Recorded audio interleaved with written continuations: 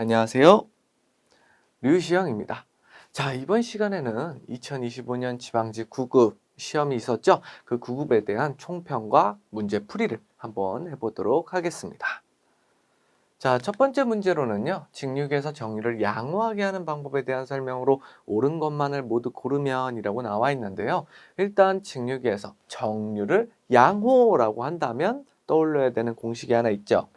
자, 이 C는 인덕턴스 곱하기 주기 T에 대해서 T분의 EIC라는 공식이 있었습니다. 자, 그럼 이 공식을 통해서 아주 이상적으로 우리가 그냥 이 공식에서 봤을 때 무엇을 줄이면 이 값이 요 종류 요 값이 작아지고 커지고를 알 수가 있겠죠. 자, 우리가 요것 때문에 지금 여기서 나오는 전압 때문에 정유가 양호하게 되지 않는 거니까 요것을 줄여주기만 하면 되겠습니다. 자, 그럼 이것 줄이는 방법은 뭐가 있을까요? 자, 첫 번째로 T, 주기의 크기를 늘리는, 크게 하는 방법이 있겠죠. 자, 주기를 크게 하는 방법, 그 다음에 또 하나는 자, 인덕턴스, 리액턴스라고 해도 되겠죠? 자, 인덕턴스를 작게 하는 방법이 이렇게 두 가지가 있겠습니다. 자, 그러면 이 친구, 지금 주기를 지금 주기를 크게 한다라는 말은 회전 속도 n을 어떻게 하겠다는 소리예요? 느리게 하겠다는 소리죠. 회전 속도 n은 줄어들게 되겠습니다. 자, 이 상태에서 보게 된다면, 그래, 회전 속도 줄이고 인덕턴스, 리액턴스 줄이면 되겠네 라고 볼 수가 있겠지만, 자, 또 하나, 요 인덕턴스가 줄어들면 자속 파이도 줄어들게 되겠죠. 자, 그럼 자속 파이가 줄고 회전 속도가 줄었다는 거는 결론적으로 출력 P가 감소한다라고 할 수가 있겠죠. 그래서 우리가 이 출력이라는 값을 고려하지 않는다고 한다면 제일 이상적인 방법은 인덕턴스를 줄이고 그다음 주기를 늘리게 크게 하는 방법이 있겠습니다. 하지만 우리 전기기기는 이상적으로만 생각하면 안 되겠죠. 그래서 어떤 거를 떠올려야 된다? 얘네 둘 줄이는 방법도 있지만 보극을 설치해 주자. 보극 설치. 자, 보극하면 우리가 떠올려야 되는 게 전기자 반작용이 있겠죠. 전기자 반작용을 줄여주는, 이제 전기자 반작용에 의한 피해를 줄여주는 역할로 보극이라는 친구가 해주는데요. 그 능력도 있는데 또 하나는 정유를 양호하게. 그럼 어떻게 양호하게 하는지를 알아야 되겠죠. 자, 그래서 보극 설치가 정유를 양호하게 할 수 있는 방법은요. 바로 이 인덕턴스 그리고 이 정유 주기에 의해서 생성되는 이 기전력과 반대. 이 정유 기전력과 반대가 되는 전압을 인가해 주는 겁니다. 전압을 인가를 해준다. 그러면 서로 상쇄가 돼서 이것을 줄일 수가 있거나 없앨 수가 있겠죠. 그래서 보극 설치가 양호한 정유를 하는 방법 중 하나다. 자, 그리고 또 한 가지 뭐였어요? 탄소 브러쉬.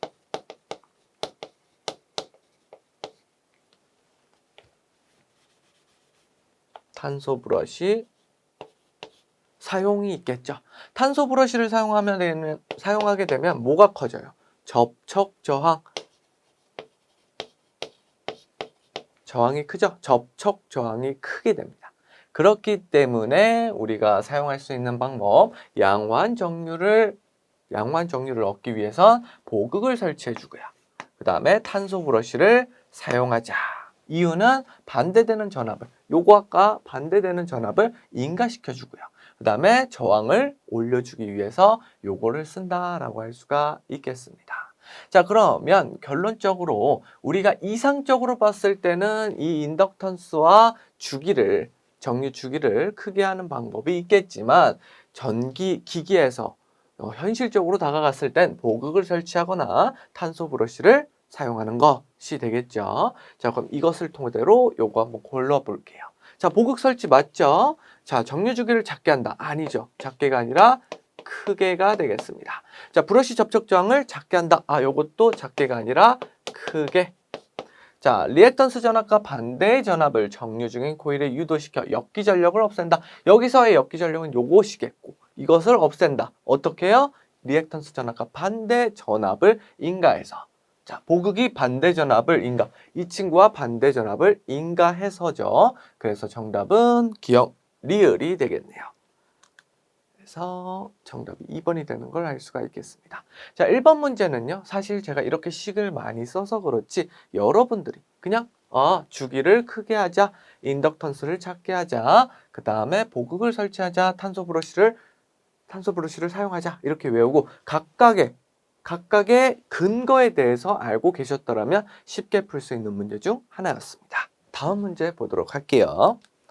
자, 2번 단상 변압기의 병렬 운전 조건으로 옳지 않은 것 했는데요. 자, 일단 우리 변압기의 병렬 운전 조건 반드시 알고 계셔야 되겠죠. 보도록 하겠습니다. 자, 각 변압기의 극성이 같아야 한다. 맞죠? 네, 맞습니다. 각 변압기의 건수비가 당연히 같아야 되겠죠. 자, 각 변압기의 상회전 방향이 같아야 된다. 이것도 맞지 않나요? 네, 맞습니다. 자, 각 변압기의 1차 및 2차 전격 전압이 같아야 한다. 요것도 맞는데요? 그럼 뭐야? 1번부터 4번까지 다 맞는 내용이 아닌가요? 자, 여기서 여러분들이 주의해야 될 점이 뭐예요? 단상이라고 나왔잖아요, 단상. 상이 하나밖에 없어요. 상이 하나밖에 없는 변압기에 굳이 상회전 방향이 같아야 된다. 이거는 의미가 없겠죠. 그래서 정답은 3번이 되겠습니다. 자, 요거 같은 경우에는요. 어떨 때 쓰냐? 단상 변압기가 아니라 삼상 변압기일 때 이 친구는 삼상 변압기일 때 조건이 되겠죠. 자, 그래서 그럼 변압기의 단상이든 삼상이든 변압기의 병렬 운전 조건은요. 각 변압기의 극성이 같아야 하고요. 각 변압기의 건수비가 같아야 되고요. 각 변압기의 1차 및 2차 전격 전압이 당연히 같아야 되고요. 그 다음에 퍼센트 임피던스 강화 요 값이 이 비율의 값이 같아야 한다. 요거까지 암기해 주시면 완벽하겠죠. 그리고 이제 여기까지는 단상이든 삼상이든 변압기의 병렬 운전 조건 공통점이었고요.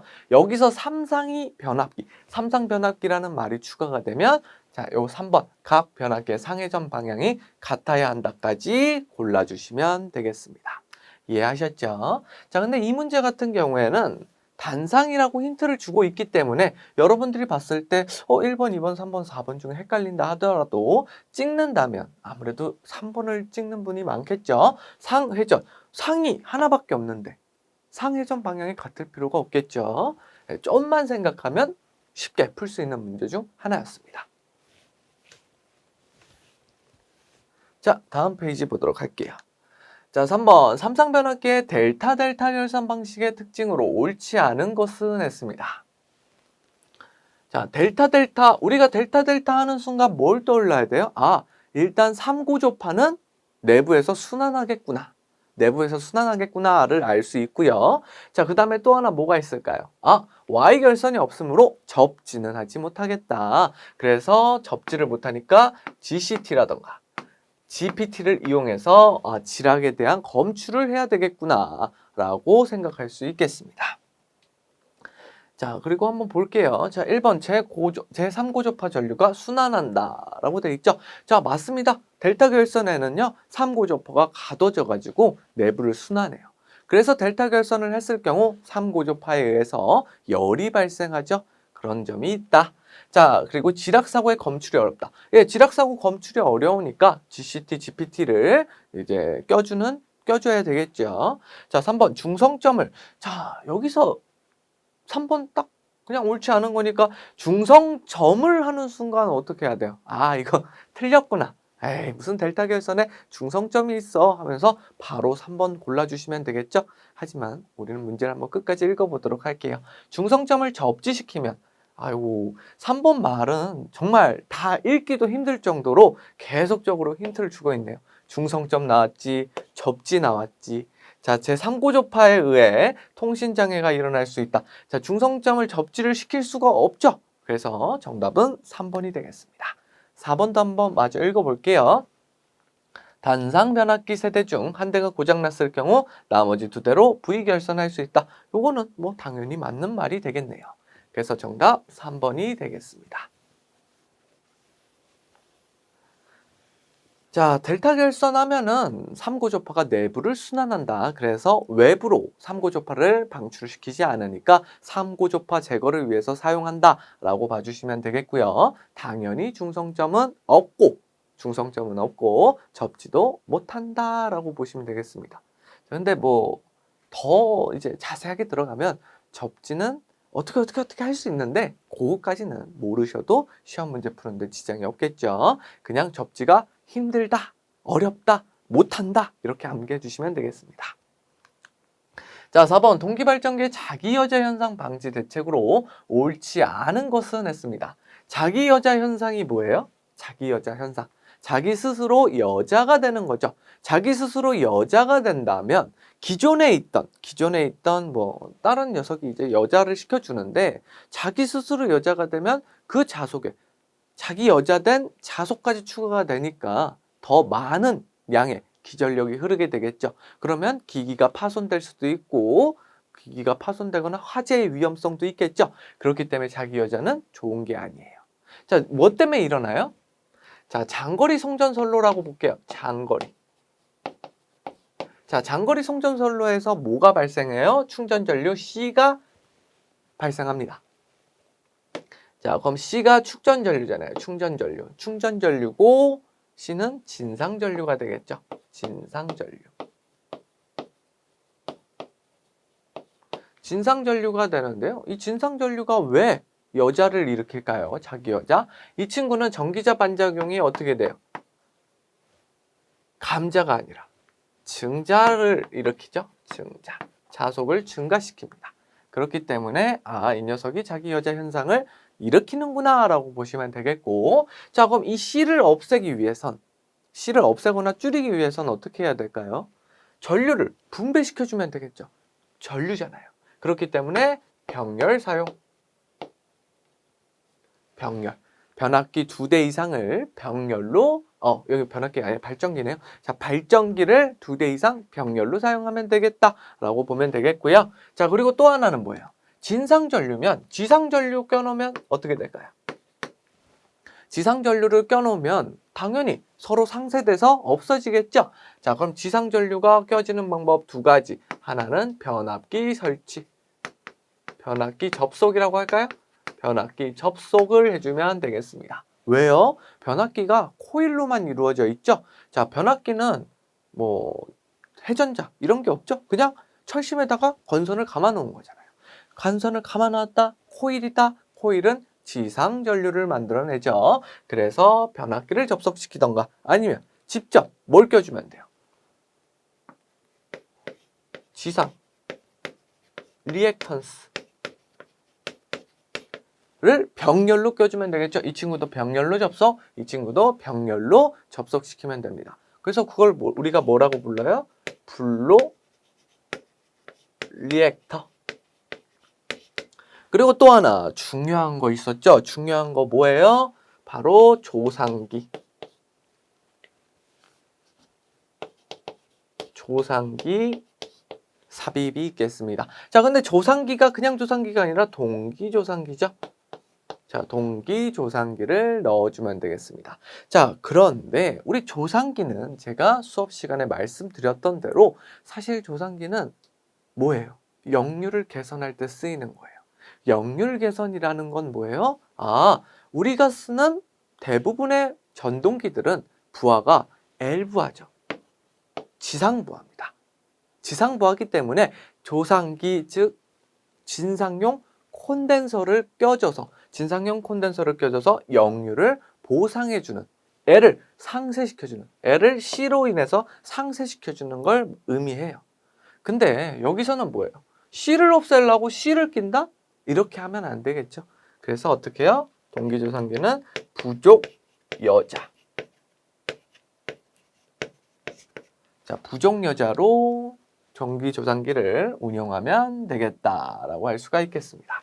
자, 이렇게 해서 장거리 C, 여기 충전전류, 진상전류를 없애는 방법이 되겠고요. 자, 그 다음에 또 하나가 우리 이거 읽으면서 또 하나 발견되면 보도록 하겠습니다. 자, 제가 까먹은 게 단락비가 있겠네요. 자, 단락비가 큰 기기는 특징 중에 하나가 뭐였어요? 충전 용량.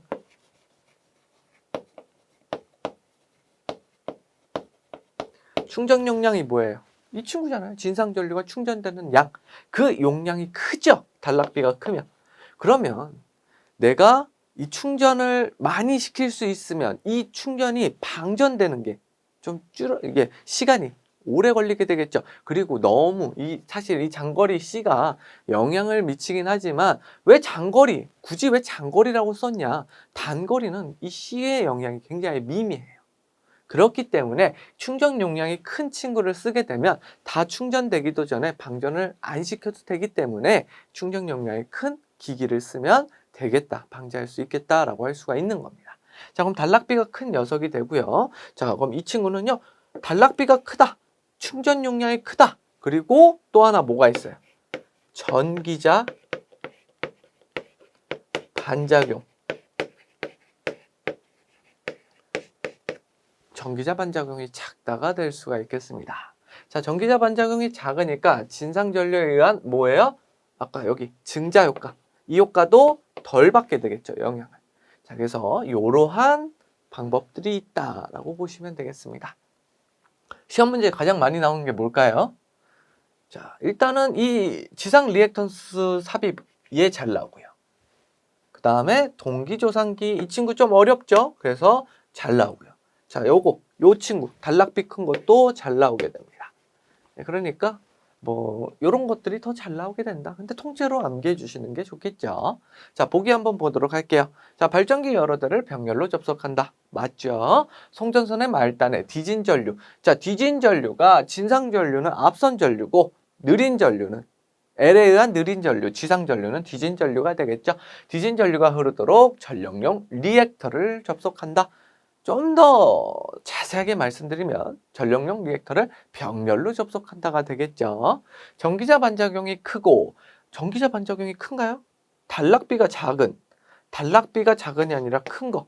그리고 전기자 반작용은 작아야 되겠죠. 발전기를 사용한다. 전기자 반작용이 작고 단락비가 큰 발전기를 사용을 해야 되고요. 수전단의 동기조상기를 삽입을 하는데 어떤 방법?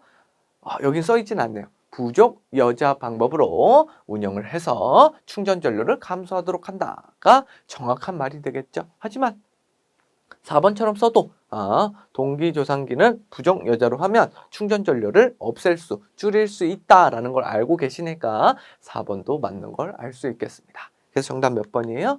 3번이 되겠네요. 다음 문제 보도록 할게요. 5번 변압기에서 자기 인덕턴스가 L1, L2가 각각 8mH, 32mH인 코일이 결합하는 경우 상호 인덕턴스는 하고 물어봤고 있습니다. 자, 이게 무슨 간극성인지 가급성인지 모르지만 상호 인덕턴스 M을 물어보고 있죠. 상호 인덕턴스 M을 구하는 공식을 떠오르면 되겠네요. M, 가극성이든 간극성이든 상관없이 결합계수 K 루트 L1, L2 해주면 되겠죠. 자, K는 1이라고 되어 있네요. 그럼 L1과 L2만 대입해서 풀어주면 되겠다. 그런데 우리가 K가 1이라는 거는 어떻게 받아들이면 될까요? 완전 결합이다 라고 볼 수가 있겠죠. K가 0이면 상호 인덕턴스 자체가 존재하지 않겠죠. 서로 상호 인덕턴스 영향을 미치지 않으면 0이고요. K는 1이라는 거는 완전하게 결합했다라고 볼 수가 있겠습니다. 자, 근데 우리 그런 걸 구하는 게 아니라 이 공식을 유도해서 답만 알아내면 되니까 M만 알아내면 되니까 풀어보도록 할게요. 자, 그럼 8과 32를 넣으면 되겠죠? 루트 8 곱하기 32를 하게 되면요. 자, 계산해보면 8이 16. 16에 256이 되나요? 256이 되겠습니다. 자, 256은 16이 되겠네요. 16. 그죠? 한번 풀어보세요. 16이 되는 걸 알 수가 있겠습니다. 자, 우리 이거 그래도 한번 풀어볼까요? 우리 많이 안 풀어봤으니까 이거 한번 풀어볼게요. 256. 자, 앞에 두 글자. 어차피 지금 보니까 보기를 보니까 딱딱딱 떨어지니까 딱딱 떨어지는 숫자구나 할 수 있고 뒤에 소수점 안 붙여도 되겠죠? 그래서 뒤에 두 개로 이렇게 나눈 다음에 보도록 할게요. 자, 2가 되려면 여기 무조건 1이 있어야 되겠죠? 1, 1 해서 하는 거니까. 자, 1, 1 곱하기 하면 1이죠. 그리고 이거 두 개 더하면 2가 되고 네모, 네모 해주면 되겠습니다. 자, 1 해서 내려오면 156. 그러면은 156, 20땡 곱하기 땡이 156이 되는 거 뭐가 있을까요? 6 하면 되겠죠, 6. 답을 알아서가 아니라 여러분들이 할 줄 아셔야 됩니다. 6을 곱하면 156이 되니까 여기가 6 해서 16이 되는 걸 알 수가 있겠습니다. 자, 이거 루트로 이렇게 구하는 거 알고 계셔야 되겠죠? 이거 256 이런 거 루트로 나와 있을 때 바로 이거 답을 고를 수 있어야 되는데 못하면 어떻게 하면 돼요? 그냥 16 곱하기 16, 24 곱하기 24, 40 곱하기 40 해보면 되겠죠. 그런데 여러분들 혹시나 여기 이렇게 보기가 이렇게 쉽게 나왔을 때는 하면 되는데 이게 만약에 저게 좀 어렵다. 그러면 요걸로 할 줄 아셔야 되겠죠. 근데 지금은 보기를 그냥 곱하기 16 곱하기 16, 24 곱하기 24, 40 곱하기 40 했으면 쉽게 구할 수가 있었겠네요. 다음 문제 보도록 할게요. 6번 삼성 6600V 60Hz인 동기발전기에 회전자가 동기속도 900rpm으로 회전하고 있다. 이 동기발전기의 극수는? 하고 물어보고 있습니다. 너무나 쉬운 문제죠. 자, NS는 뭐예요? P 극수분의 120F다 라는 공식을 이용하면 되겠죠. 자, 근데 극수 우리가 동기속도 900rpm으로 알려주고 있고요. 지금 주파수는 60으로 알려주고 있네요. 자, 그러면 극수 구하는 거는 너무나 쉽겠다. 위치만 바꿔주면 되죠. 자, P는 동기속도 NS분의 120F다 라고 할 수가 있겠고, 자, 대입 한번 해줄까요? 대입을 해주게 되면, 자, P는 NS가 900이네요. 900분의, 자, 120 주파수는 60이 되겠다 할 수가 있겠습니다. 자, 그럼 약분 한번 해보면 이 친구, 이 친구, 이 친구, 이 친구 이렇게 약분되고요. 자, 위에 있는 거 3으로 약분하면 3, 2, 또 약분돼서 4가 되겠네요. 4, 2, 8. 그러면 국수는 8개가 되겠다 할 수가 있겠습니다. 자, 이 문제는 너무나 쉬운 문제였죠. 공식만 유추할 수 있으면 여러분들이 쉽게 풀 수 있는 문제 중 하나였다라고 할 수가 있겠습니다. 자, 7번 단락비가 큰 동기발전기에 대한 설명으로 옳은 것만을 모두 고르면 했습니다. 자, 단락비가 큰 아까 우리가 단락비를 큰 거에 대해서 한번 정리했었죠? 정리했었으니까 여러분들 그냥 한번 보도록 할게요. 물론 다 정리한 건 아니지만 단락비가 크면 뭐가 크다? 단락비가 크면 여기는 없네요. 단락비가 크게 되면은 전기자 반작용 줄어든다 이렇게 정리 한번 했었죠. 그리고 단락비에 대한 모든 내용을 다 쓰게 되면 너무 힘드니까 여러분들이 수업 시간에 제가 정리해드린 거 한번 보시면서 보도록 할게요. 자, 그러니까 보기부터 보도록 하겠습니다. 자, 전압 변동률이 작다. 퍼센트 임피던스가 작으니까 퍼센트 임피던스와 동기 임피던스가 작죠. 그렇기 때문에 동기 임피던스, 동기 리액턴스가 작기 때문에 어떻게 돼요? 전압 변동률이 작게 되겠죠. 자, 그리고 동기 리액턴스가 작다 보니까 이 V 사인 델타는 이건 뭐죠? 출력값이죠. 얘가 작아지게 되니까 출력값은 어떻게 돼요? 출력값은 올라가게 되겠죠. 그런 것도 알아두시면 좋겠습니다. 자, 전압 변동률 작다 맞고요. 동기 임피던스가 크다? 아니죠. 작죠. 동기 임피던스는 작죠. 자, 철선이 증가해요. 자, 단락비가 크다라는 거는 철기계란 소리죠. 철기계. 자, 철기계는 효율이 좋아요, 나빠요? 철이 많으니까. 철손이 많이 발생해서 열도 많이 발생하겠죠. 그러므로 효율은 떨어지게 되겠다. 무겁기도 하고 크기도 크고. 왜 크기는 왜 커요? 공극이 크니까. 공극은 왜 커요? 전기자 반작용을 영향을 덜 받아야 되니까. 이런 식으로 쓰다 보면 어때요? 아, 하나 가지고 여러 개를 추론할 수가 있겠죠. 그렇게 암기해야 된다 했었습니다. 자, 철선이 증가해 효율이 감소한다. 맞습니다. 자, 가부하 내량이 크고 안정도가 높다. 아, 아까 전기자 반작용만 한 게 아니라 뭐였죠? 뭐가 크다? 충전 용량이 크다라고 했었죠. 그리고 충전 용량. 자, 가부하 내량이 크고 안정도가 높다. 요것도 맞게 되겠죠. 그러므로. 그래서 정답은 기억, 디귿, 리을 4번이 되겠습니다. 다음 문제 보도록 할게요. 8번 농형 유도 전동기 기동 방식으로 옳지 않은 것은 했습니다. 자, 일단 농형만 볼 게 아니라 유도 전동기 기동 방식 전부를 한번 볼까요? 자, 유도 전동기.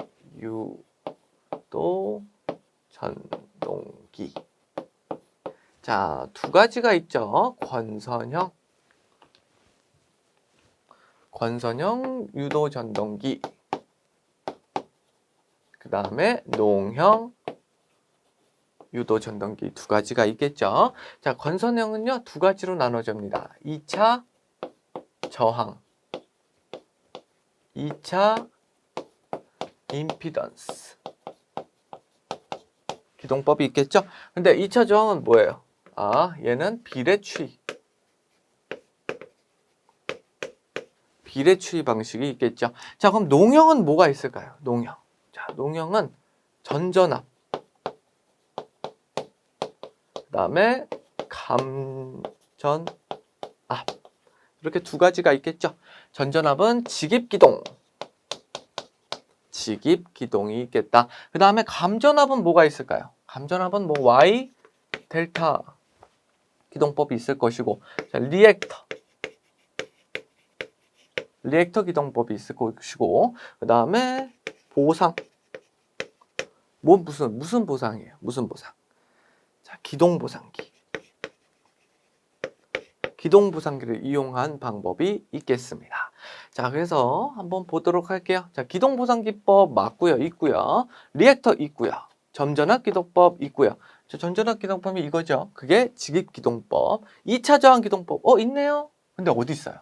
농형이 아니라 권선형 기동 방식에 있죠. 그래서 농형 유도전동기라고 했으니까 권선형 유도전동기의 기동 방법은 포함하면 안 되겠죠. 그래서 정답은 4번이 되겠습니다.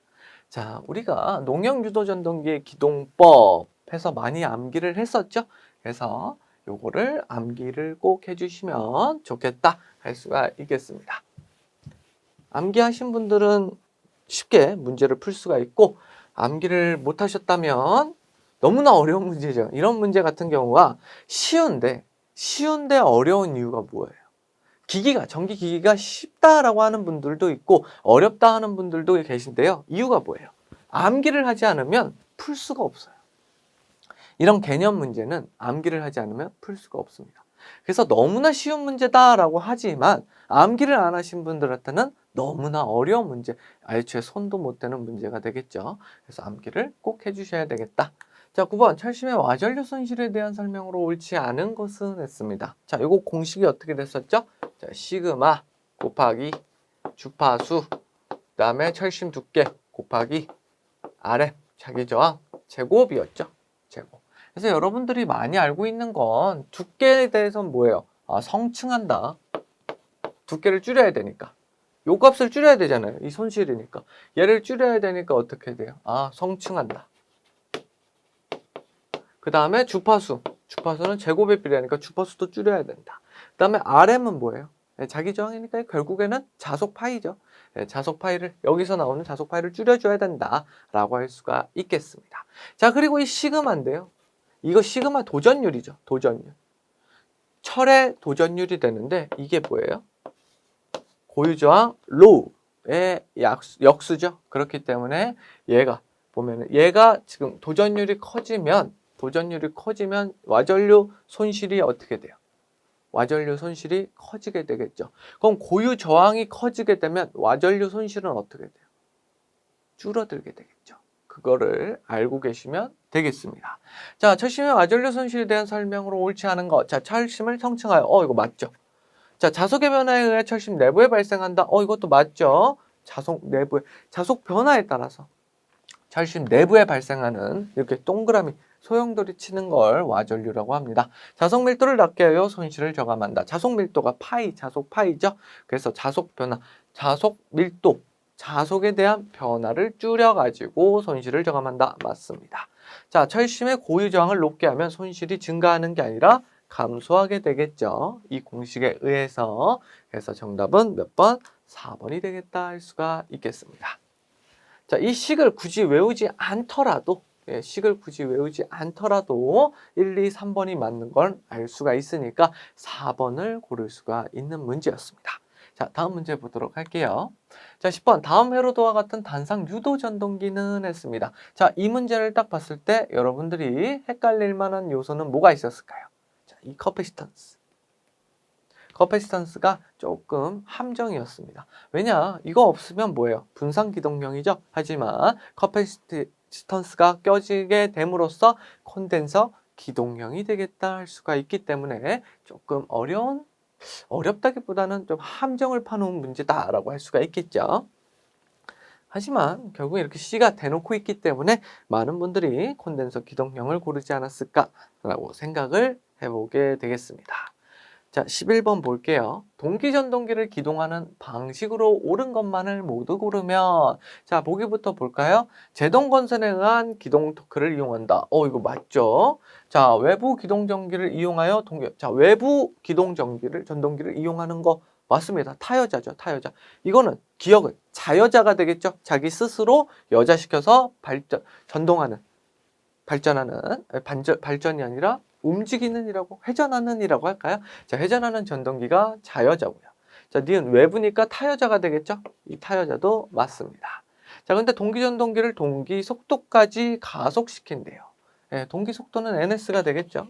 NS까지 가속시킨다. 맞습니다. 자, 주파수 변환기를 이용하여 주파수를 가변함으로 동기전동기를 회전할 수 있다. 이거 주파수, 맞는 말이죠? 이게 뭐예요? 사이클론. 사이클론 전동기가 되겠죠. 자, 리얼 유도 전동기로 기동 시 유도 전동기의 국수는 동기 전동기의 국수보다 이만큼 크게 한다. 와, 이게 무슨 뜻이냐면요.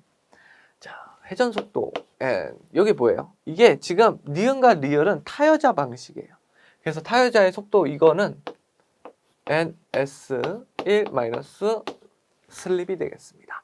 자, 그럼 이거 분배하게 되면 NS는 SNS 이렇게 되겠죠. NS-SNS가 되는데 이게 뭐예요? 이게 타여자 이 친구. 이 타여자를 쓰려면 삼상 유도 전동기 써야 되겠죠. 삼상 유도 전동기. 자, 그럼 이 삼상 유도 전동기의 속도가 뭐예요? N이란 말이에요. 그렇죠. 자, 그럼 N은 무조건 동기 속도보다 슬립 곱하기 동기 속도니까 무조건 얘 뭐예요? 상대 속도죠. 상대 속도. 상대 속도 때문에 어떻게 돼요? 쭈단 말이에요. 그래서 항상 유도 전동기 속도는요. 동기 전동기 속도보다 느려요. 근데 여러분들이 생각을 한번 해보세요. 타여자 전동기를 이용해서 얘를 어디까지? 동기 속도까지 NS까지 올려줘야 돼요. 근데 얘가 얘보다 느린데 얘보다 빠르게 어떻게 돌려줘요? 그렇죠. 그렇기 때문에 얘는 뭘로 이제 회전 속도를 보상을 해주냐? 극수로 보상을 해줍니다. 극수. 얘를 4극을 쓰게 되면요. 얘를 2극을 쓸 때 어떻게 돼요? 얘가 더 빠르겠죠. 회전 속도는 얘가 극수가 줄어드니까 그만큼 더 빨라지겠죠. 그래서 극수를 항상 NS 동기 전동기보다 그 삼상 유도 전동기를 극수를 작게 해주는 거예요. 작게 해주는 겁니다. 작게. 자, 그러면 유도 전동기가 극수가 더 작아야 되죠. 동기 전동기보다. 그죠? 그러면 유도 전동기가 더 작아야 된다라는 걸 보고 리얼을 한번 읽어볼게요. 자, 유도 전동기로 기동 시 유도 전동기의 극수는 유도 전동기의 극수 P는 동기 전동기의 극수 P보다 어떻게 돼야 돼요? 여기는 P라고 쓰고 여기는 싱크로해서 PS라고 할게요. 자, PS보다 어떻게 해야 돼요? 더 작아야 돼요. 이 친구가 더 작아야 돼요. 근데 이만큼 크게 한다라고 되어 있죠. 작게가 아니라 크게. 그래서 정답은 기역, 니은, 기역, 니은, 디귿이 되겠다 할 수가 있겠습니다.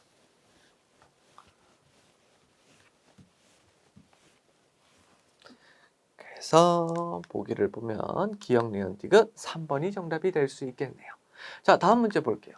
자, 12번. 어떤 공장에서 100kVA에 역률이 1이래요. 역률이 1인 운전하는 삼상 동기전동기가 있다. 자, 삼상 동기전동기 싱크로가 있겠네요. 자, 그리고 500kVA에 역률이 여기 0.0, 여기를 역률도 쓰고 여기가 5kVA, 5kVA의 역률 1이다 라고 쓰고요. 자, 그 다음에 삼상 유도전동기가 있다. 유도전동기가 있는데 여기는 역률이 여기는 500이 아니네요. 100이었네요. 죄송합니다. 100kVA 그다음 역률 1이고 얘는 500kVA의 역률이 0.8이래요. 그렇죠? 자, 그럼 이 두 전동기를 같이 쓸 때 이 전체의 부하의 역률은 몇이냐라고 물어보고 있습니다.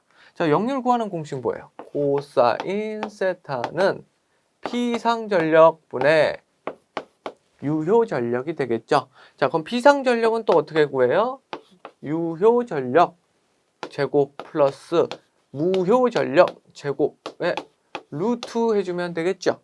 자, 그러면 우리가 알아야 될 거 유효전력 알고 그 다음에 무효전력을 알면은 되겠다 할 수가 있겠습니다. 자, 그러면 여기서의 유효전력과 무효전력을 구해 볼게요. 자, 동기기는요 유효전력이 역률이 1이니까 그냥 100 나오겠죠. 100kW가 나오겠다.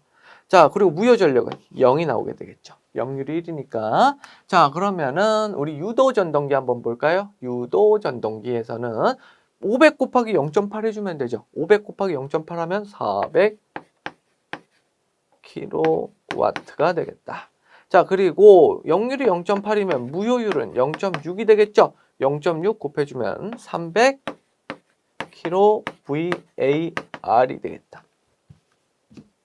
AR 킬로바가 되겠다 할 수가 있겠습니다.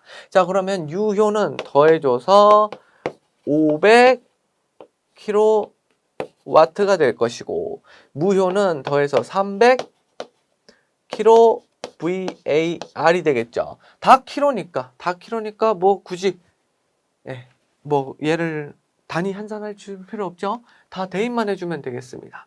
자, P제곱 500이죠. 500 제곱 플러스 PR은요 300이네요. 300 제곱 루트 씌워주고요. 그 다음에 분자는 뭐예요? P 500이네요. 500 공간이 없어서 지울게요. 500 써주면 되겠다. 그래서 루트 500제곱 플러스 300제곱분의 500이 되겠다. 정답 몇 번? 3번이 되겠습니다. 근데 어렵지 않은 문제였죠. 어렵게 보면 참 어려울 수 있어 보이는 문제인데 그냥 여러분들이 아는 선에서 풀었으면은 쉽게 풀 수 있는 문제 중 하나였습니다. 너무 어렵게 보면 문제가 쉬운 문제도 어려워지잖아요. 그러니까 항상 이 문제는 그렇게 크게 어렵지 않다라는 걸 기준으로 항상 보시길 바라겠습니다. 여러분들 제가 누누이 말씀드리는데요.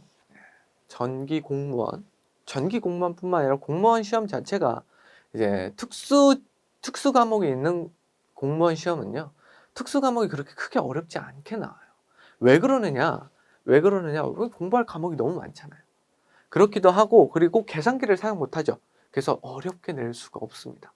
그래서 너무 어렵게 생각하지 마시고 한번 여러분들이 문제를 많이 풀어보셔서 계산 문제 많이 풀어보셔서 딱딱딱딱딱 맞게 풀어보시길 바라겠습니다. 자, 13번 BLDC 모터에 대한 설명을 옳은 것은 자, 브러쉬레스 DC가 되겠죠. 자, 그런데 이 브러쉬리스가 뭐예요? 브러쉬가 없다라는 뜻이에요. 이거 시험 문제 좀 많이 나오더라고요. 그래서 암기하셔야 됩니다. 자, 특징으로는 회전자가 영구자석이다. 자, 회전자가 영구자속이라는 말은 계좌 건선도 건선 자체가 필요 없는 거죠. 그래서 건선도 필요 없고 그 다음에 브러쉬랑 정류자도 필요 없다라고 할 수가 있겠습니다. 자, 그리고 또 뭐 써요? 구형파를 쓰죠. 네, 정형파를 쓰지 않고 구형파를 사용합니다. 그렇기 때문에 뭐가 필요해요? 인버터가 필요하다. 인버터가 필요하다라고 할 수가 있겠고요. 자, 그리고 또 하나. 이 녀석이 브러쉬가 없다 보니까 위치를 계산해야 된다 했죠? 그게 누구예요? 홀 센서. 이렇게만 알고 계셔도 BLDC 모터에 대한 거는 다 풀 수 있지 않을까 싶습니다. 자, 인버터가 필요 없다? 안 되죠. 구형파로 바꿔줘야 되는데 인버터가 필요 없다 하면 안 되겠죠. 자, 브러쉬가 없는 모터. 이름 그대로 브러쉬가 없다. 이거는 사실 맞추라고 낸 문제 같죠. 자, 영구자석이 없는 모터. 아니죠. 영구자석 사용하죠. 회전사의 위치 인식이 필요 없다. 홀 센서로 위치를 파악해 줘야 되겠다. 그래서 13번의 정답은 2번이 되겠습니다.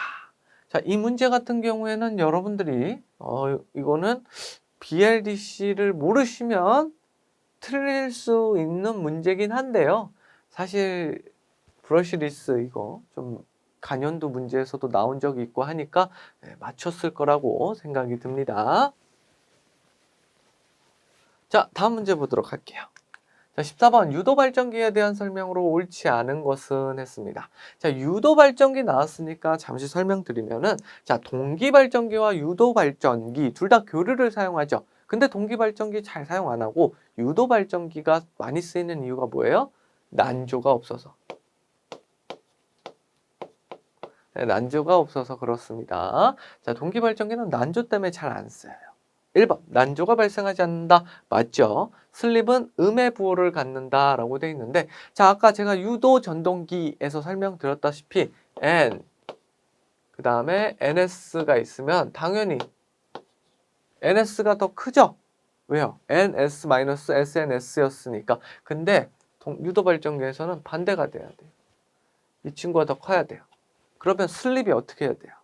자, NS-N NS-SNS가 양수 이게 더 크대요.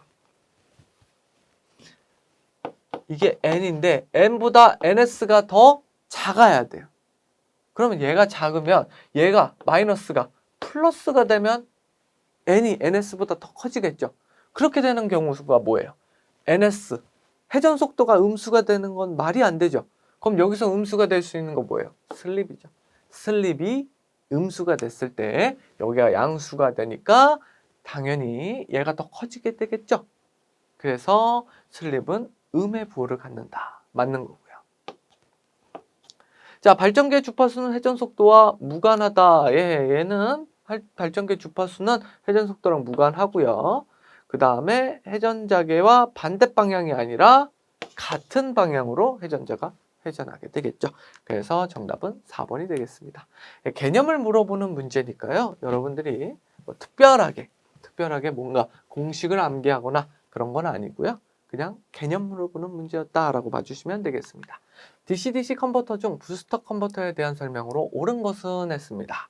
자, 일단 부스트라는 말이 나왔는데 벅 부스트. 자, 3번부터 볼게요. 전압의 강압과 승합이 모두 가능한 변환기다 라고 되어 있는데 자, 부스트가 아니라 벅 부스트가 둘 다 가능하죠. 그래서 3번은 답이 아닙니다. 3번 답이 아니고요. 자, 스위치가 닫혀 있으면 다이오드는 순방향이 아니라 역방향이죠. 역방향. 그래서 4번도 정답이 아니에요. 자, 이 문제 같은 경우에는 이런 문제, 관련된 문제를 많이 풀어보셔야 되는데, 15번 문제가요, 사실은 이제 개념이나 이런 거에서 좀 부족하게 배우다 보니까 문제를 많이 풀어보셔야, 이런 관련된 문제를 많이 풀어보셔야 쉽게 맞출 수 있는 문제였습니다. 알고만 있다면 너무나 쉬워요. 왜냐면 3번과 4번을 모르더라도 2번이 틀렸다라는 거를, 2번이 맞았다라는 거를 알 수 있기 때문에, 2번을 맞추면 맞출 수가 있는데요. 문제는 이제 이 3번과 4번 이제 이걸 문제 자체를 몰랐을 경우에 좀 헷갈릴 수 있다라고 할 수가 있기 때문에 어려운 문제 중 하나였다라고 볼 수가 있겠습니다. 자, 우리 이제 스위치 위치와 출력 극성에 따른 컨버터의 구분인데요. 스위치가 가로로 되어 있고 세로로 되어 있을 때 출력이 풀마, 맞불, 풀마, 맞불이면 벅 부스트, 부스트, 척이나 축이라고 읽죠. 그래서 척이나 축 이렇게 되어 있다라는 것도 암기해 주셔야 되고요. 자, 출력 전압도 이것도 암기를 해 주셔야 돼요. 요거는 뭐 dv니까 쉽게 외우실 거고, 얘는 1-d분의 d, 얘도 축도 1-d분의 d 똑같죠? 그래서 부스트만 좀 다르다. 이렇게 암기하시면 4개니까요. 시험 문제에 좀 자주 나오더라고요. 그래서 암기를 꼭 해주셨으면 좋겠습니다. 자, 문제에서는 부스트라고 했으니까 1-d분의 1 곱하기 v i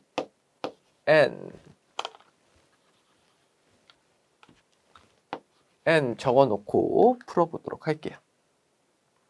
자, 출력 전압은 입력 전압보다 항상 낮다라고 되어 있는데, 여기 출력 전압이 아니라 지금 뭐예요? 입력 전압을 곱하고 있는 거죠. 그렇기 때문에 출력 전압은 입력 전압보다 항상 낮은 게 아니라 항상 낮다는 될 수가 없죠. 이게 이제 얘가 음수가 돼버리게 되면 더 커지니까, 음수가 돼버렸다라기보단 얘가 소수점으로 내려가게 되면 어떻게 돼요?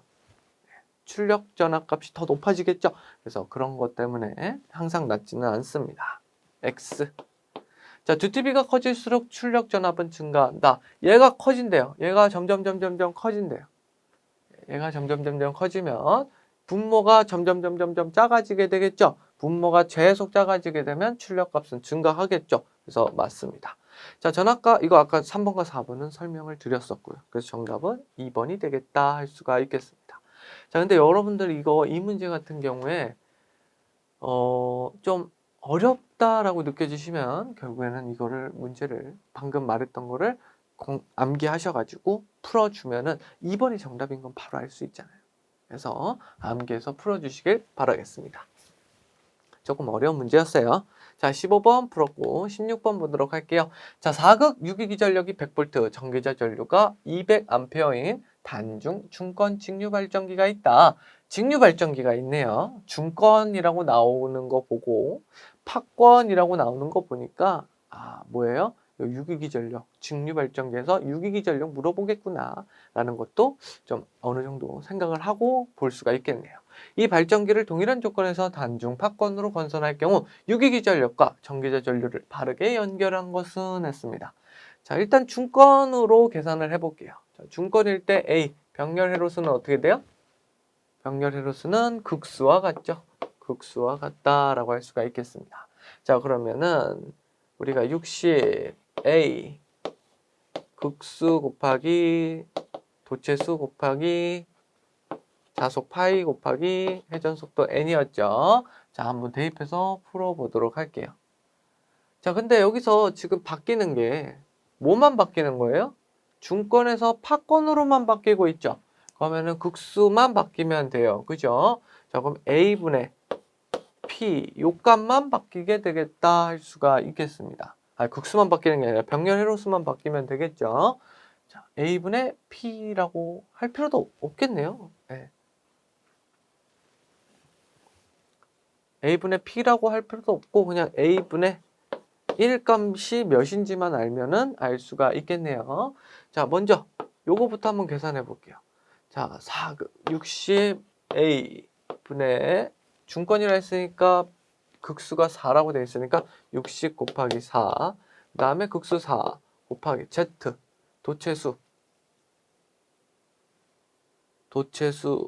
그냥 여기 정답이 그냥 나와 있네요. 유기기 전력이 100이라고. 100V라고 되어 있습니다. 자, 근데 이게 4분의 1에서 2분의 1로 줄었죠. 4분의 1에서 2분의 1로 줄었다. 그럼 몇 배가 된 거예요? 2배가 됐다. 그럼 얘도 몇 배? 2배인 200V가 되겠다 할 수가 있겠네요. 그럼 1번 빼고 2, 3, 4에서 골라주면 됐는데 여기까지는 잘 구하셨을 거예요. 쉬우니까. 근데 전기자 전류에서 조금 헤맬 가능성이 있죠. 자, 전기자 전류는요. 이거는 솔직히 말씀드려서 시험 문제 잘 나오는 편은 아니었어요. 하지만 얘도 그냥 쉽게 구할 수 있다. 병렬 헤로스. 병렬 회로 수 자체니까 이거 개념할 때 제가 설명을 드렸었는데 문제로는 안 나오다 보니까 조금 헷갈렸을 거예요. 자, 전기저전류 I는요. A 곱하기 뭐예요? I. 각 도체. 그러니까 여기서 병렬 회로, 각 회로에 흐르는 전류 곱하기 병렬 회로수 하면 되겠죠. 여기 16번에서는 4 곱하기 I였을 것이고 우리 이제 파권에서는 2 곱하기 I가 되겠죠. I. 그러면 우리가 뭘 구하면 돼요? 전기자 전류값만 구하면 되겠다 할 수가 있겠습니다. 자, 전기자 전류 200A라고 나왔네요. 200A. I는 몇이에요? 그럼 50이네요. 50A가 되겠다. 자, 50 곱하기 2 하니까 100A. 정답 몇 번? 2번을 고를 수가 있겠네요. 그렇게 크게 어려운 문제는 아니었는데요. 개념을 알고 있어야 쉽게 구할 수 있는 문제다라고 할 수가 있겠습니다. 자, 다음 문제 풀어볼게요. 17번 정격 6.6kW 220V의 타여자 직류발전기. 자, 타여자예요. 타여자. 직류발전기가 있다. 그럼 타여자의 직류발전기니까 우리 전류만 계산해 보면은 IF는 개별이죠. 타여자니까. IF는 개별입니다. 그리고 I와 부하전류와 전기자전류는 같다라고 할 수가 있겠네요.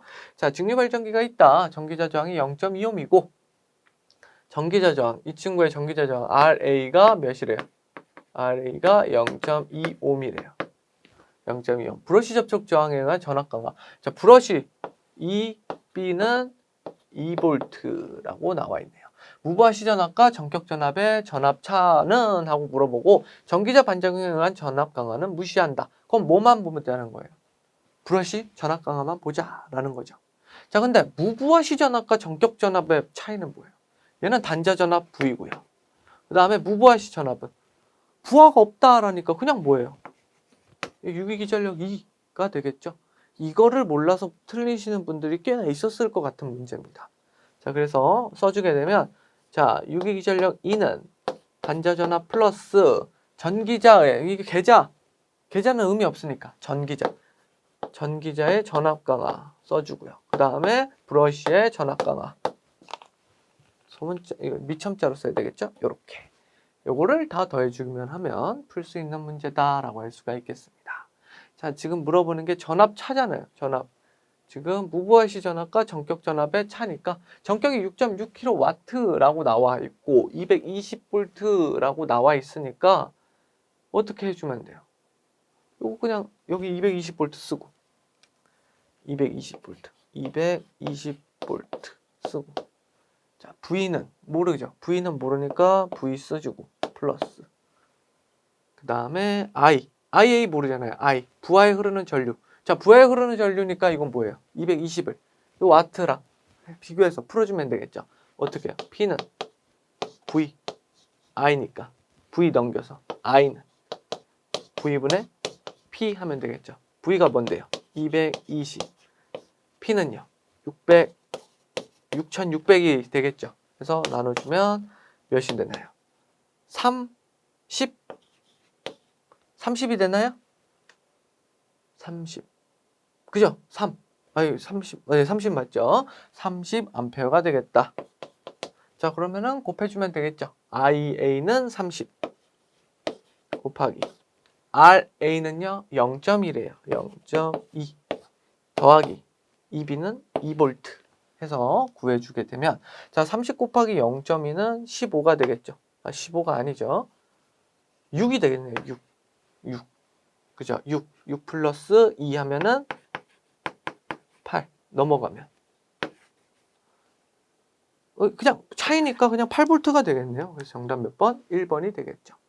자, 차이니까 굳이 여기에다가 220에다가 8 빼면은 212가 될 것이고 220 차이를 물어보니까 220 마이너스 212 하면 8V 나오니까 그냥 8 적어주시면 되겠습니다. 그래서 1번이 정답이 될 것 같아요. 다음 문제 보도록 하겠습니다.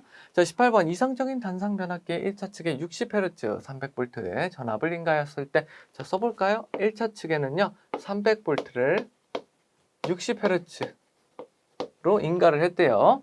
자, 2차 측 전압은요. 2차 측 전압은 200V가 나왔대요. 200V였다. 뭐 똑같이 60Hz가 되겠죠. 자, 1차 측 전압을 120Hz와 600V 요거를 600에서 120Hz를 인가를 했을 때 2차 측 전압은 얼마가 나올 것이며 자속은 몇 배가 되는지 연결한 것은 이라고 되어 있으니까 한번 보도록 할게요. 자, 우리 요거 전압 구하는 공식은 너무나 쉽죠? 뭐예요? 건선비 이용하면 되겠다. 건선비 이용하면 되겠다 해서 이걸 어떻게 풀면 돼요? 자, 2차 측 전압 200분의 300 하면 되겠죠? 그래서 2분의 3이 건선비는 2분의 3이 되겠다 할 수가 있겠습니다. 자, 그럼 2분의 3인데 우리 여기다 하려면 역수치 A분의 1 곱하기 600 해주면 2차 측 전압 나오겠죠? 그래서 A분의 1 역수치에서 3분의 2 곱하기 600 해주게 되면 400이 되겠네요. 400V. 그래서 3번과 4번 중에 고르시면 되겠는데, 자, 우리 주파수 나오는 거, 주파수, 기전력, 그러니까 전압 나오고 주파수 나오는 거 뭐예요? 4.44 K 안 쓸게요. 주파수를 뒤에 써서 건선수 곱하기 자속 파이 곱하기 F가 되겠다. 자, 그럼 4.44는 상수니까 무시하고, 건선수도 바뀌는 거 없죠? 건선비는 바뀌었다는 말 없으니까 무시하면 이 기전력은 파이와 주파수 비례하는 걸 알 수가 있습니다. 근데 지금 물어보는 건 뭐예요? 자속이 몇 배가 되는지를 물어보고 있죠? 자속이 몇 배가 되는지 물어보니까 주파수만 넘길게요. 그럼 F 주파수분의 E는 자속 파이가 되겠습니다. 그죠? 자, 주파수가 몇 배 증가했어요? 2배 증가했대요. 자, 그 다음에 얘는 지금 몇 배 증가했어요? 이 전압은 몇 배 증가했어요? 2배씩 증가했네요. 그래서 2배 하면 2분의 2를 하니까 1. 똑같네요. 네, 얘도 2배. 얘도 2배 증가했으니까 자속 파이는 몇 배 증가해요? 1배 증가하겠다. 그래서 정답은 3번이 되겠습니다. 3번이 되겠다. 자, 다음 문제 풀어보도록 할게요. 자, 19번 단상 다이오드 정류 회로에 대한 설명으로 옳은 것은 단 입력 전압은 동일하고 저항 부하를 가진 정류 회로이며 다이오드는 이상적이다 라고 나왔습니다. 자, 이 친구는요 좀 어려울 수 있는데 여러분들이 이 공식을 외울 필요는 없죠. 요거 뭐예요? 0점. 자, 단상 전파회로와 반파회로의 몇 배? 출력 전압의 평균값 어떻게 했어요? 자, 반파일 땐 0.45. 그죠? 그리고 전파일 때는 0.9. 몇 배 차이? 2배 차이. 이해하셨죠? 그래서 우리 이거 0.45, 0.9 이거 암기하라고 제가 말씀드렸었죠? 그거예요. 단상 전파회로의 출력 전압 평균값은 단상 반파회로의 2배. 맞죠? 2배니까. 맞고요. 자, 단상 반파회로의 정류 효율은 단상 전파회로의 정류 효율의 루트 2분의 1배이다 라고 되어 있습니다. 자, 1배. 아니죠. 2분의 1배죠. 2분의 1배. 단상 전파 회로의 직류 전압 평균값은 단상 반파 회로의 평균값과 같다. 같지 않죠? 2배 차이 납니다. 2배 차이가 나요. 2배. 반파 회로의 2배가 전파예요. 자, 그리고 4번. 단상 반파 회로의 출력 전압은 시료값은 입력 교류 전압 최대값에 이것도 2분의 1배가 되겠죠. 자, 공식이 있는데요. 루트 t분의 1 해가지고 인테그랄 0부터 뭐 t까지 해가지고 vt 오메가 t로 적분하는 거 요거 있었는데 요거 외우지 말라 했었죠. 그래서 요렇게만 알아두시면 된다 했었습니다. 그래서 정답 몇 번이에요? 1번이 되겠다 할 수가 있겠습니다. 사실 다 몰라도요. 단상 전파회로 반파회로 제가 0.9, 0.45 암기하라고 했던 거만 암기하시면 어떻게 돼요? 바로 풀 수 있는 문제였죠. 어려운 문제라고 생각하면 진짜 어려운 문제였어요. 왜냐면 방금 제가 쓴 공식, 그 공식으로 풀어야 돼요. 4번 같은 경우에. 근데 제가 이거 너무 어려우니까 이 공식, 우리 이거 못 풀어요. 시간 내에. 여기에 그 공식으로 풀게 되면 이 값을 알아내려면 식으로 못 풀어요. 그러면은 출제자분들이 어떻게 한다? 아, 이걸 풀지 않아도 풀 수 있게끔 보기를 배열했다라고 볼 수밖에 없습니다. 그래서 제가 어떻게 암기해라? 요렇게만 암기해라. 라고 했었죠. 그래서 정답 몇 번? 1번을 고를 수가 있겠다. 할 수가 있겠네요. 자, 사실 1번과 3번은 같은 말이죠. 같은 말이에요. 그죠? 그러니까 얘랑 얘는 2배고 얘는 같다라고 했으니까 둘 중에 정답이 하나 있겠구나 라고 생각을 한다면 쉽게 풀 수 있는 문제 중 하나였습니다. 자, 다음 문제 보도록 할게요. 20번. 전격 출력 20kW의 직류 내분권 복권 발전기가 있다. 전기자 저항 0.35옴이고 직권 계좌 저항이 0.2옴, 분권 계좌 저항이 11옴으로 하고 전격 출력으로 운전할 때 단자 전압이 200V였다. 이 복권 발전기의 유기기 전력은 단 전기자 반작용과 브러쉬 접촉 저항에 의한 전압 강화는 무시한다. 자, 20번 문제에서 여러분들이 조금 숨이 좀 막혔을 수도 있었을 것 같아요. 시간이 좀 부족하지 않았을까 싶은데, 자, 이거를요, 그림으로 그려보면요. 복권이죠.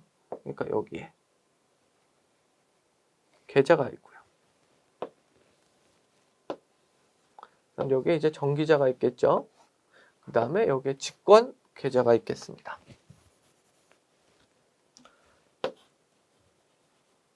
이거 계좌니까 뭐 굳이 하지 말고 이렇게 표시할게요.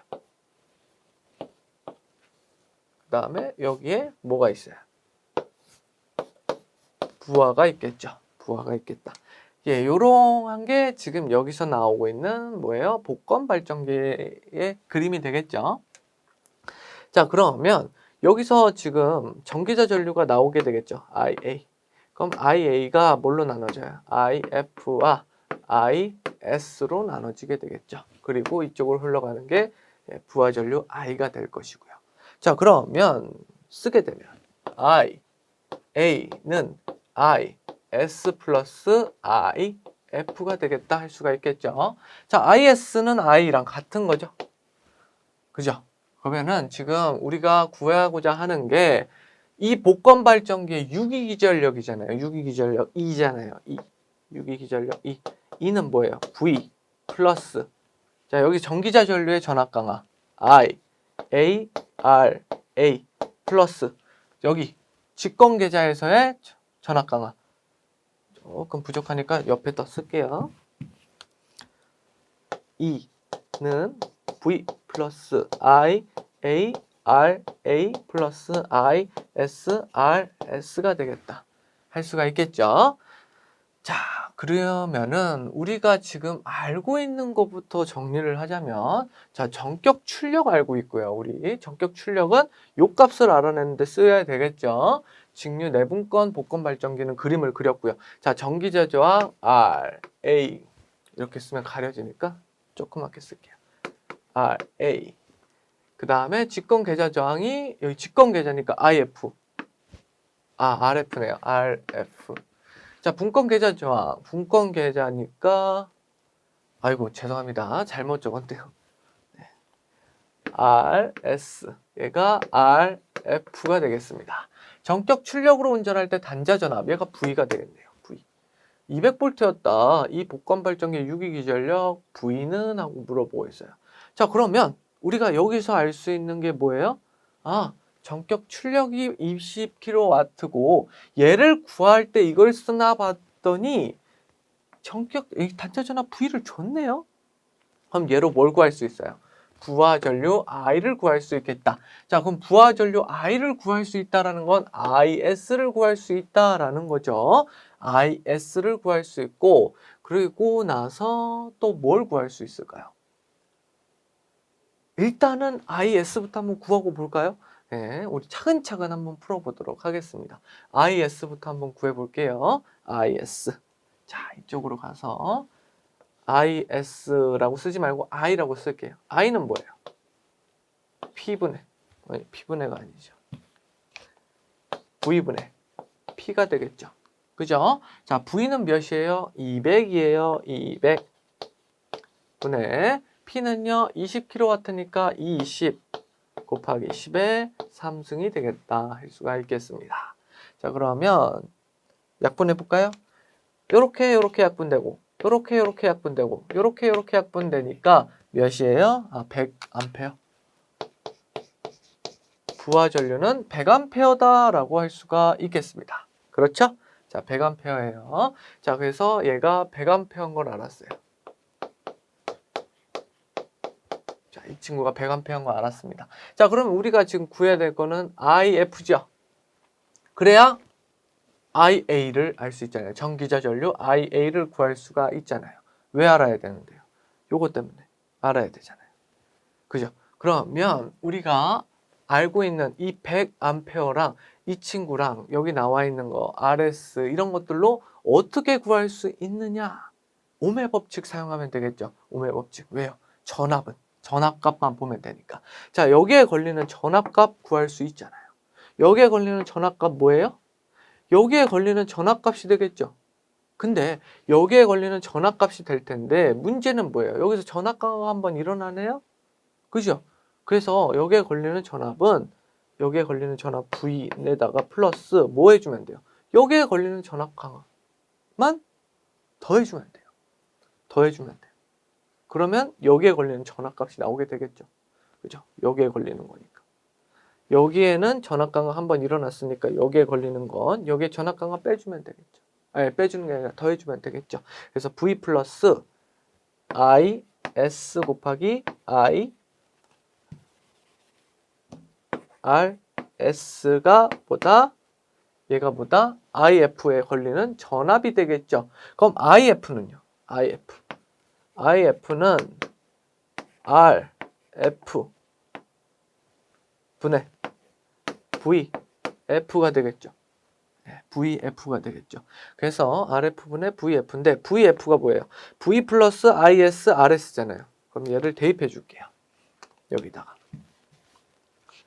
여기다가 다시 쓸게요. IF는 RF가 몇이에요? RF가 11이래요. 11 분의 V는 몇이래요? V 200이잖아요. 200 곱하기 더하기 IS는요? IS는 100이라고 나왔네요. 100 곱하기 RS는 0.2라고 나오네요. 0.2 해주면 되겠죠. 자, 이 친구부터 얘네 둘부터 계산해 줘야 되겠죠. 220이 되겠네요. 11분의 220은 20A가 되겠다. IF는 20A가 되겠습니다.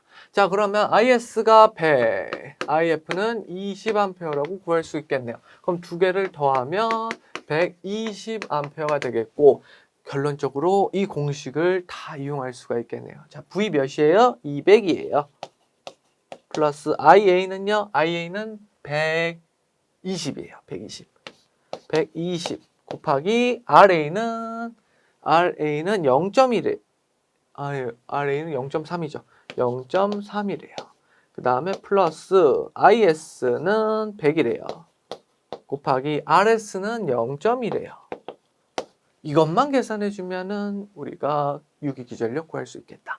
자, 120 곱하기 0.3은 4가 되겠네요. 4. 그 다음에 이 친구는 40이죠. 40.